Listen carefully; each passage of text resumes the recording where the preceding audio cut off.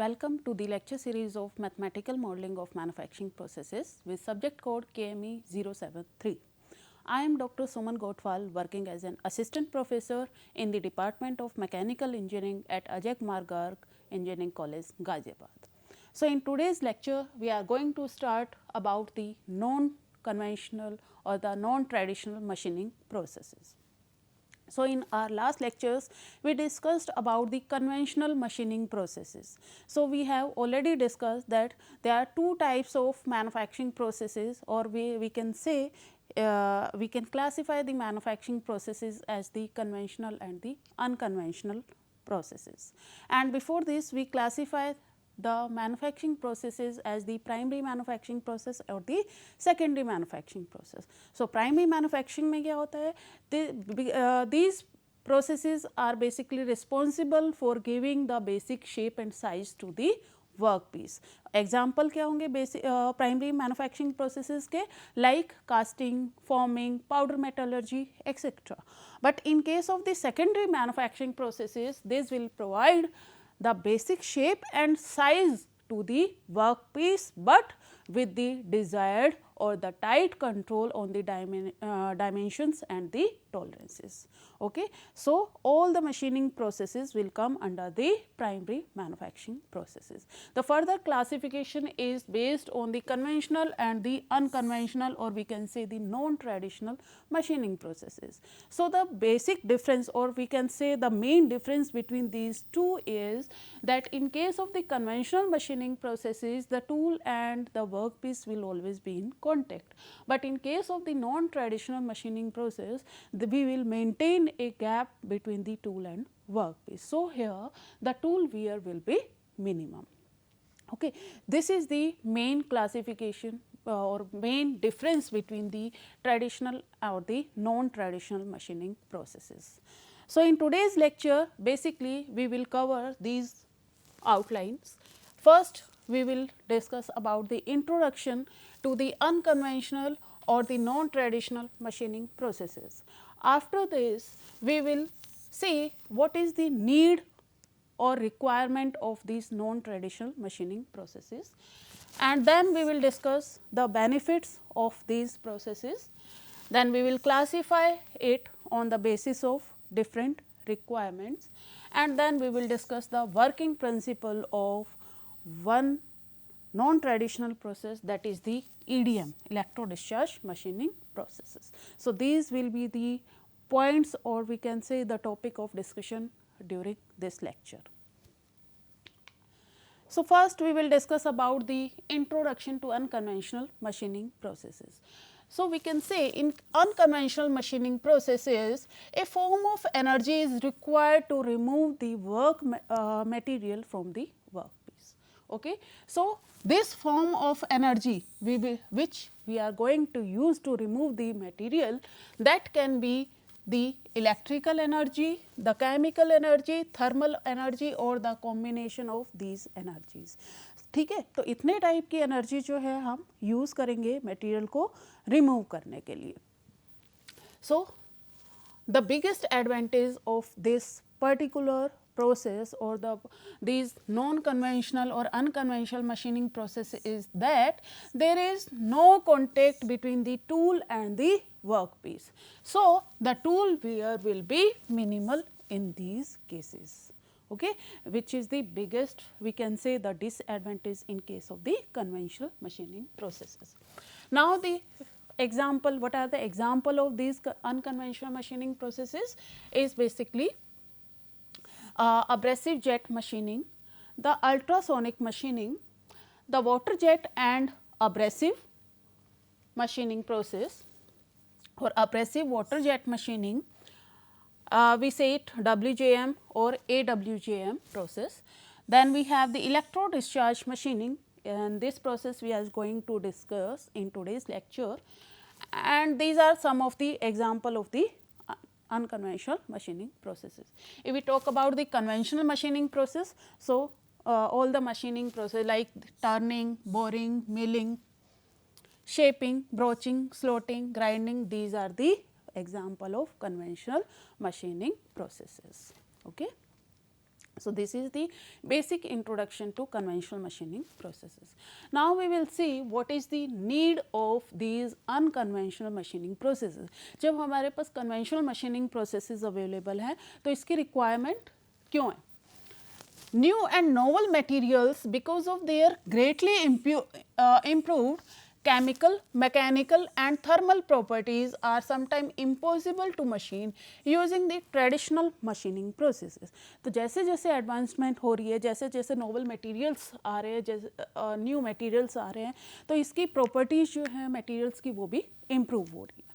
ठीक है, जैसे कि हमारे पास कौन सी प्रॉपर्टीज़ इम्प्रूव हो रही हैं, केमिकल प्रॉपर्टीज़ हैं, थर्मल प्रॉपर्टीज़ हैं, मैकेनिकल प्रॉपर्टीज़ हैं, वो इम्प्रूव हो रही हैं. ठीक है, जैसे जैसे हमारे पास एडवांसमेंट हुई तो हमारे पास जो एडवांस्ड मटेरियल्स की रिक्वायरमेंट हुई उसके अकॉर्डिंग हमारे पास अभी high strength to weight ratio के मटेरियल्स जो हैं और जिनकी की हाई हार्डनेस मटेरियल्स है वो हमारे पास अवेलेबल है. बट अगर हाई हार्डनेस या high strength to weight ratio materials को कन्वेंशनल मशीनिंग की हेल्प से मशीन करें तो that will be costly and sometime it is not feasible. So in these cases we require the unconventional machining operations. Okay, the traditional machining methods are often ineffective in machining the hard materials. So अभी ये point discuss हुआ था कि hard और brittle material है या जिसकी mechanical strength बहुत ज़्यादा है मटेरियल्स की, सो उसको हम कन्वेंशनल मशीनिंग से ऑपरेशन से उसमें मटेरियल को रिमूव करना difficult होगा. So in those cases we can go for the unconventional machining process. Or hard materials like the ceramics or the composite or machining under very high tolerances. Okay, जैसे कि हम micro machine components के अंदर क्या होता है, बहुत tight tolerance हम लेकर चलते हैं, तो उन कंपोनेंट्स को कन्वेंशनल मशीनिंग की हेल्प से प्रोसेस करना डिफ़िकल्ट है. सो इसके लिए हमें अनकन्वेंशनल मशीनिंग की रिक्वायरमेंट होगी. Using the conventional methods to machine hard metals, that will increase the machining time and require the much energy. So अगर hard और brittle material को conventional machining की help से हम process करेंगे तो हमारा machining time, machining cost and the amount of energy which is required to remove the material from the workpiece will increase. It means the overall manufacturing cost will increase. Manufacturing cost जो है वो ज़्यादा हो जाएगी and the need to avoid a surface damage that often accompanies the stresses created by conventional machining. Okay, अगर जो है because in case of the conventional machining the tool and the workpiece always remain in contact. सो यहाँ पे tool wear भी बहुत ज़्यादा होगा और क्योंकि ये दोनों कांटेक्ट में है तो यहाँ पर सरफेस डैमेज के चांसेस भी होंगे. हीट इफेक्टेड जोन होगा, स्ट्रेसेस वर्कपीस के अंदर इंड्यूस हो जाएंगे in case of the conventional machining. तो अगर हमें ये अवॉइड करना है तो then we will go for the unconventional machining processes. Okay, aerospace में जैसे कि तो वहाँ पे हमें अनकन्वेंशनल की रिक्वायरमेंट.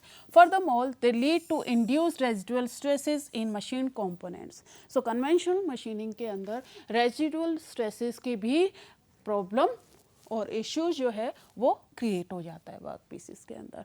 तो इन सब फैक्टर्स की वजह से हमें अनकन्वेंशनल मशीनिंग की रिक्वायरमेंट है.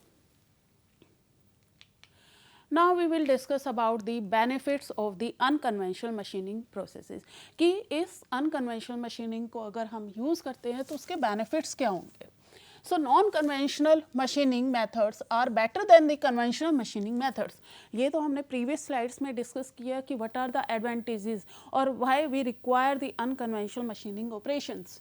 Okay, so these are better, okay, than the conventional machining method. However, कोई भी मशीनिंग प्रोसेस है अगर उसकी कुछ एडवांटेजेस है तो सम डिसएडवांटेजेस भी एसोसिएटेड होंगे उस पर्टिकुलर प्रोसेस के साथ. So same is applicable for the unconventional machining processes also. Like here we have the complexity in the process. These processes are very complicated in nature. Okay, so special training is required for this. Okay, and here the low MRR rate will be the one of the issue means lower material removal rate होगा. सो एक तो ये complex होंगी nature में, दूसरा जो है material removal rate इसमें कम होगा. Okay, there exist the following limited situations where non-conventional machining methods have their feasibility. So जैसे लास्ट स्लाइड में हमने डिस्कस किया कि कुछ प्रॉब्लम्स होती हैं या कुछ सिचुएशंस होती हैं जहाँ पर कि कन्वेंशनल मेथड की हेल्प से मटेरियल को रिमूव करना फिजिबल नहीं है, तो वहाँ पे हम अनकन्वेंशनल मेथड्स जो हैं उन्हीं को हम यूज़ करते हैं. For example, work piece material is too hard and difficult to machine. अगर वर्क पीस मटेरियल जो है वो बहुत ज़्यादा हार्ड है तो उसको जो है कन्वेंशनल मशीनिंग की हेल्प से मशीन करना वो डिफ़िकल्ट होगा. सो इसके लिए हम अनकन्वेंशनल मेथड को यूज़ करेंगे. Okay, if the workpiece material is too flexible to resist the cutting forces or difficult to clamp. अगर वर्क मटेरियल जो है वो बहुत ज़्यादा फ्लेक्सिबल है तो उसको हम क्लैम्प ही नहीं कर पा रहे हैं फिक्सचर्स में, या वो रेजिस्ट ही नहीं कर पा रहे हैं कटिंग फोर्स को, सो उन केसेस में भी we will go for the unconventional machining operations.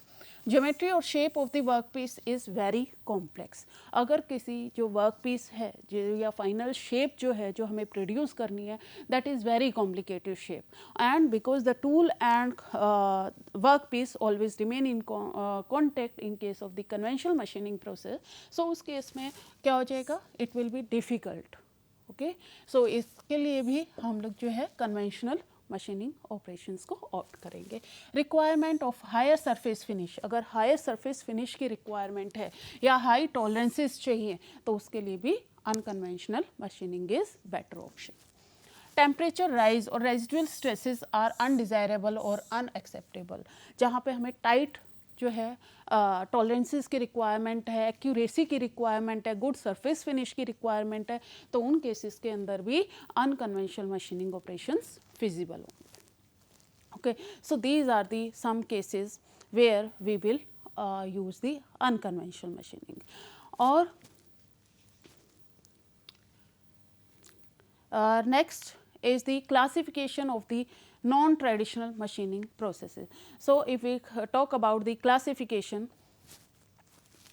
of the unconventional, this is the non-traditional machining process. So in last slides we have already discussed there that we can use different types of energy. ठीक है, we can use different types of energy to remove the material from the work pieces. So हमने जो है non traditional processes को इन्हीं energies के base पे broadly classify किया है. सो अगर सोर्स ऑफ एनर्जी के बेसिस पे देखें तो हम जो है इसको कैसे क्लासीफाई कर सकते हैं, on the basis of the energy type we can classify it as the mechanical. Okay, mechanical energy यहाँ पर यूज़ कर रहे हैं, यहाँ इलेक्ट्रोकेमिकल एनर्जी यूज़ की जा रही है, केमिकल एनर्जी भी यूज़ कर सकते हैं और थर्मो इलेक्ट्रिकल एनर्जी को भी यूज़ कर सकते हैं. So these are the different types of the energy on the basis of which we can classify the non traditional machining processes. Okay, so ये हमारे एनर्जी हो गई. अब मैकेनिकल एनर्जी की बात करते हैं तो मैकेनिकल एनर्जी में जो इरोजन होगा वर्क मटेरियल का वो कैसे होगा, by the high velocity steam of abrasive और फ्लूइड्स. इसी को हम फर्दर डिस्कस करते हैं. अगर सबसे पहले हम मैकेनिकल की बात करें तो मैकेनिकल एनर्जी में देखिए the basic mechanism for the material removal is the erosion. ठीक है, यहाँ पे मटेरियल जो है वो इरोड होगा, तो यहाँ पे जो है क्या होगा, इरोजन के थ्रू होगा. But the source of immediate energy, source of immediate energy क्या होगा, यहाँ पर जो है न्यूमेटिक या हाइड्रोलिक प्रेशर्स की हेल्प लेंगे. ओके, न्यूमेटिक और हाइड्रोलिक प्रेशर की हेल्प लेंगे और यहाँ पे जो एनर्जी को ट्रांसफ़र करने के लिए जो मीडियम यूज़ होगा, क्योंकि अनकन्वेंशनल में हम एक गैप को मेंटेन करेंगे टूल और वर्क पीस के बीच में, सो सम मीडियम विल पास. ठीक है, टू ट्रांसफ़र दिस एनर्जी, जो ये एनर्जी हैं इनको ट्रांसफ़र करने के लिए मीडियम की रिक्वायरमेंट होगी. तो अगर यहाँ पे मैकेनिकल के केस में बात की जाए कि एनर्जी ट्रांसफ़र करने के लिए जो मीडियम होगा that will be the high velocity particles और that can be the high velocity liquids. ये दोनों यूज़ कर सकते हैं. ठीक है, high velocity particles and the high velocity liquid. So अगर हाई वेलोसिटी पार्टिकल जो है एज ए मीडियम यूज़ किए जा रहे हैं तो यहाँ पे हमारे पास क्या कौन कौन सी प्रोसेस आ जाती है, USM is basically the ultrasonic machining. तो अल्ट्रासोनिक मशीनिंग को यूज़ कर सकते हैं। AJM is abrasive jet machining. तो abrasive jet machining is the another example. AFM is basically abrasive flow machining, and the last one is the MAF. MAF is basically the magnetic abrasive finishing. So these are the processes where we will use the high velocity particles. Okay. Next, if we talk about the high velocity liquids, अगर जो medium है वो in the form of the liquid है, high velocity liquid है, तो वहाँ पर जो process आएंगी that will be the WJM, that is water jet machining, and AWJM, abrasive water jet machining. So these are the two example where the high velocity liquids will be used. So this is all about the mechanical one. Okay. Now we come to the another one, that is the electrochemical. So electrochemical energy type की अगर यहाँ पर बात करें तो यहाँ पे जो material removal होगा that will be because of the ion displacements. Okay, this will be the basic mechanism for the material removal. So यहाँ पे जो है ion displace होंगे, ठीक है, और यहाँ पर जो सोर्स ऑफ इमीडिएट एनर्जी होगा, that will be the high current pass किया जाएगा। और यहाँ पे जो मीडियम यूज़ करेंगे, इस केस में मीडियम क्या था, हाई वेलोसिटी पार्टिकल्स थे या हाई वेलोसिटी लिक्विड यूज़ कर रहे थे in case of the mechanical one, but in case of the electrochemical we will use the electrolyte. Okay, electrolyte use करेंगे। और अगर इसके एग्जाम्पल्स की बात करें तो that will be the ECM is electrochemical machining, or we can use the ECG, electrochemical grinding, ECH, electrochemical honing process, or ECDM is basically electrochemical discharge machining. So these are the processes where the material will be removed with the help of the ion displacements. Okay. Now we come to the chemical one. So chemical energy जब use की जाएगी तो यहाँ पर क्या होगा, in case of the chemical में जो अब्लेटिव एक्शन होगा that will be responsible for the material removing. तो ये एक्शन क्या है, बेसिकली यहाँ पे केमिकल रिएक्शंस होंगी। ओके, केमिकल रिएक्शंस होंगी, उसके थ्रू जो है मटेरियल रिमूव होगा। And here we will use the chemically reactive reagent as the source of immediate energy. Okay, so for source of immediate energy we are using the chemically reactive reagent, and the environment will be the transfer energy medium. So basically gases use कर रहे, environment जो होगा that will be the that will act as the medium for the transfer of the chemical energy. And यहाँ पे जो CHM will be the example, that is the chemical machining. Okay, तो यहाँ पे जो ज़्यादातर जो मटेरियल हैं या मेटल्स हैं जो कि क्या करेंगे, यहाँ पे केमिकली रिएक्ट करेंगे to remove the material from the work piece. Now we come to the thermo electrical energy और द थर्मल एनर्जी। तो यहाँ पे क्या हो रहा है, यहाँ पर देखिए जो मटेरियल रिमूव हो रहा है या तो वो वेपोराइजेशन के थ्रू हो रहा है या फिर फ्यूजन के थ्रू। तो these are the two processes which will takes place for the material removal, so vaporization और फ्यूजन। सो वेपोराइजेशन का अगर केस देखें तो यहाँ पे हम दो तरह की जो है source for immediate energy use कर सकते हैं। First one is the high voltage को या तो हम यूज़ करेंगे या फिर एम्पलीफाइड लाइट को यूज़ कर सकते हैं, ठीक है। These are the two cases. So in case of the high voltage, जब हाई वोल्टेज यूज़ की जा रही है तो जो मीडियम होगा that will be the dielectric या फिर वैक्यूम। ओके, ये दोनों केसेस हो सकते हैं, या तो डाइलेक्ट्रिक यूज़ करेंगे या फिर वैक्यूम मीडियम को यूज़ करेंगे एनर्जी को ट्रांसफ़र करने के लिए। जब डाइलेक्ट्रिक को यूज़ किया जा रहा है as a medium, then we will have the EDM process, electro discharge machining process, और the micro EDM, micro electric discharge machining, और we can have the CNC EDM, die sinking EDM, rotary EDM, dry EDM, WEDM, wire electrodischarge machining, or CNC WEDM or micro WEDM. So these are the processes which will use the dielectric to transfer the energy. If we carry out our process in the vacuum, then we will have the process like EBM, electro beam machining. ठीक है, electron beam machining. सो electron beam machining में क्या होगा, this process will be carried out in vacuum. So this is the case where the material removal mechanism will be the vaporization. But if we talk about the fusion process, so fusion के case में क्या होगा, we will use the ionized materials. Ionized material जो है वो that will be the source of immediate energy. तो ionized material use होंगे और यहाँ पर hot gases जो हैं वो use होंगी as a medium to transfer the energy. So यहाँ पे जो हमारे पास प्रोसेस होगी जिसमें कि हम हॉट गैसेस यूज़ करते हैं, आयोनाइज्ड मटेरियल यूज़ होता है, और जो फ्यूजन प्रोसेस के थ्रू होगी that is the PAM, plasma arc machining. Okay, and I forgot this one. So in case of the amplified light means जब हम वेपोराइजेशन की बात कर रहे हैं और एम्पलीफाइड लाइट को यूज़ कर रहे हैं as the source of the immediate energy, so we will use the radiations. Radiations को यूज़ करेंगे किसके लिए, ट्रांसफ़र करने के लिए एनर्जी को. तो यहाँ पे जो है रेडिएशंस जो है वो मीडियम होंगी to transfer the energy. So this will be the case of the LBM, laser beam machining process होगी, या लेज़र मिलिंग हम कर सकते हैं या लेज़र माइक्रो मशीनिंग कर सकते हैं. So this is the basic classification of the non traditional machining process. Okay, now we come to the EDM. सो हम जो है EDM प्रोसेस को डिस्कस करेंगे. This is one of the most important process. Okay, electro discharge machining.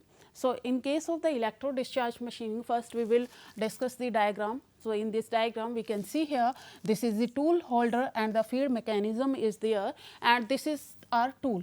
Okay, and the here the dielectric fluid is passed between the tool and the work piece. So यहाँ पे देखिए एक small जो है gap को maintain किया गया है जिसके थ्रू की डाइलेक्ट्रिक को पास किया जाता है. तो यहाँ पे डाइलेक्ट्रिक जो है वो हमारा मीडियम हो गया to transfer the energy. And this is our tool, this is the tool, this one is the work piece, this is the container. और यहाँ पर दिस इज़ द रिजर्वायर. यहाँ पे जैसे ही इलेक्ट्रोलाइट ने अपना काम किया, ये इलेक्ट्रोलाइट टैंक से बाहर आया, रिजर्वायर में कलेक्ट हुआ, फिल्ट्रेशन हुआ इसका, और यहाँ पे पंप के थ्रू इसको फिर से पास करवाया गया. Okay, and here we can see, here we are using the DC power supply, and here the one terminal is cathode. Cathode जो है वो टूल से कनेक्ट करती है, टूल जो है is acting as the cathode and the workpiece is acting as the anode. So this is the diagram for the EDM, electro discharge machining. So we will see here, EDM is a thermal process. Okay, it is a thermal process which make use of the spark discharges. Okay, तो यहाँ पे हम क्या कर रहे हैं, spark discharge को use कर रहे हैं to remove the material from the workpiece surface. And the cavity formed in EDM is a replica of the tool shape used as the erosion in the confined area.